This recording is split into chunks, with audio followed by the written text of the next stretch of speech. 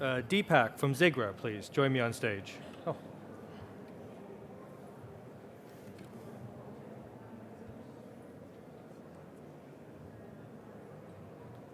Thank you, everyone. Yep. My name is Deepak Dutt. I'm the CTO and co-founder of Zighra.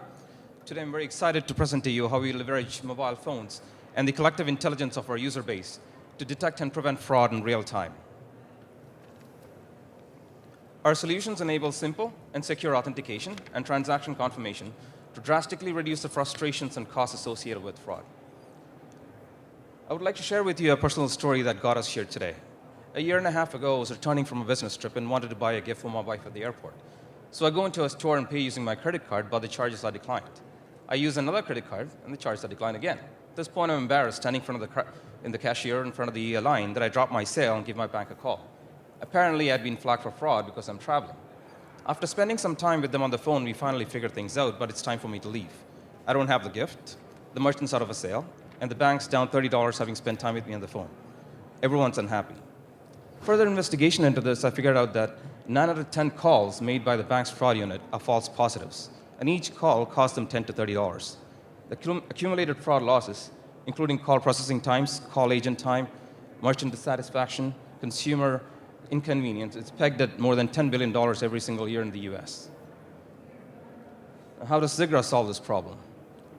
In this specific case, we tie the user's credit and debit cards to their cell phones. As long as their cards are used within the proximity of the cell phone, it's not a potential fraud. If it is still tagged as potential fraud, we send them an automatic verification message onto their phones, either via secure push notifications, or voice biometric, or our proprietary SIM-based solution. User receives the message, punches in their PIN number, they are authenticated. Everyone's happy. There's another possibility for the users to flag specific transactions as potentially fraudulent. And as more and more users flag a specific transaction as fraudulent, our systems get smarter and then alerts everyone in our user base to those transactions. This is how we harness the collective intelligence of all our users to eliminate fraud. Other potential use scenarios include mobile payments, online banking, e-commerce, remote access. The possibilities are endless. So how do we make money? We work with system integrators, banks, and merchants to integrate our technology into their solutions to authenticate high-risk transactions. Zighra makes money whenever an authentication transaction is executed.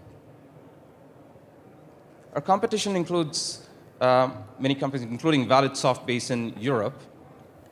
Failures on their part, including poor accuracy, long transaction times, system integration, and enrollment issues have still not been solved.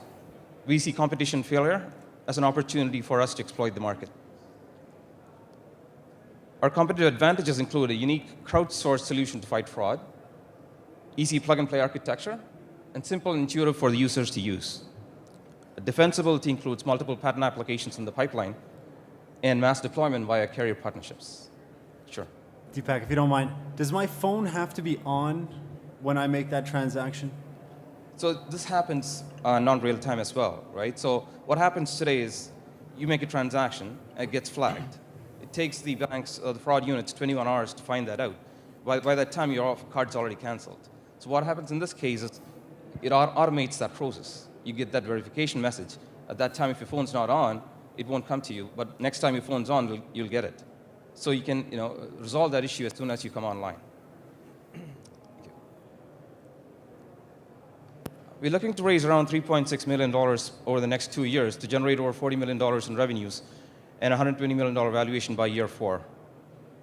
Use of the proceeds would be for expanding sales and marketing activities, executing our IP strategy, hiring a full-time CEO, and completing product integration work. Ready to productize, go live, and sell. Our team includes Ramesh Dutt, who's our interim CEO, and Deepak Dutt, CTO and co-founder, and Deepti Menon, our chief platform officer and co-founder. This team has been working together over the past several years, generating over $70 million in investor exits for $10 million invested. We've created a roster of clients, including Hitachi, Toshiba, and Yamaha in Japan, and designed and developed solutions for some of the top banks, carriers, and Fortune 100 enterprises. Been through this before, and we are excited to do it again. Thank you.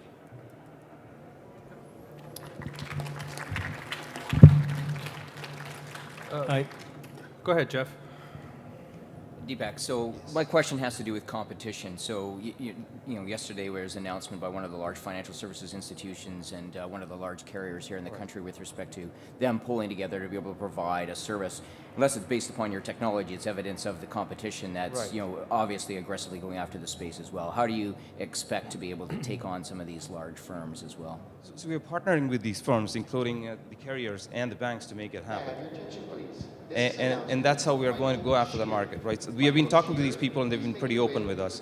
And we're trying to build our technology right into the SIM cards that go through the carriers. So it's installed over the air into the SIM chips. And we've been working in that direction quite often, yes. But if my cell phone does become my credit card, Yes. then it seems to me that this is less necessary. So again, when your phone becomes a credit card, we have biometric authentication options. So when we're talking to the banks right now, that's their biggest concern, right? Right now, they're all trying to go into mobile payments and mobile banking. And that's where we're inserting our biometric technology to make that happen. So biometrics based on your gait, based on the way you swipe, based on voice biometric, that's how we are taking on that market. Okay. So Deepak, in terms of the size of your, Right. right now you have a number of transactions that you've Exactly. supported so far, and Right. that's your revenue base is per transaction. So Exactly. what's the size of the market then in terms of the number of transactions Right. that the market currently has? So we're looking at 500 million transactions. That's how we came to the $10 billion mark that we're seeing, right? So many phone calls are being happening. So what we're trying to do is automate those transactions. So each transaction is now being $30 being spent. We're saying we can charge $1 to $2 per transaction to automate that.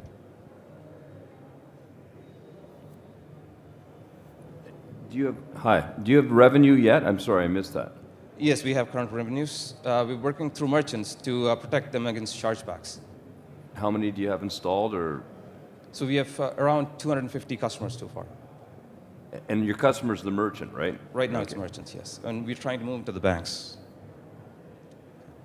Because the banks, I guess, would be a bigger opportunity, it would seem to me, or maybe They have a because bigger problem. they have a bigger problem. Yeah, and Okay. the addressable market becomes much bigger at that point. I see. Yeah. Okay. And Interesting. you're really trying to get into the real-time transaction modes. That's where the banks become important. Okay. And what is it now that if we chose you as the winner, I guess what are your next steps in the next 6 months or 12 months? What are you looking to achieve, and how would we help you with that? So we're trying to get one of the top 5 banks in Canada to be a validation for us, right? Right. And use them as a market referral, and then go into the U.S. after the banks and credit unions outside the top 15. And that's essentially our process for the next 6 to 12 months. Because there is nothing to stop this technology from being an international technology. You don't have to. Exactly. It's not like you have to deal with banking regulations or the Exactly. specifics of a country. It's Right. outside of that. Is that correct? That's right. Okay. Interesting. Okay. Jeff from HP.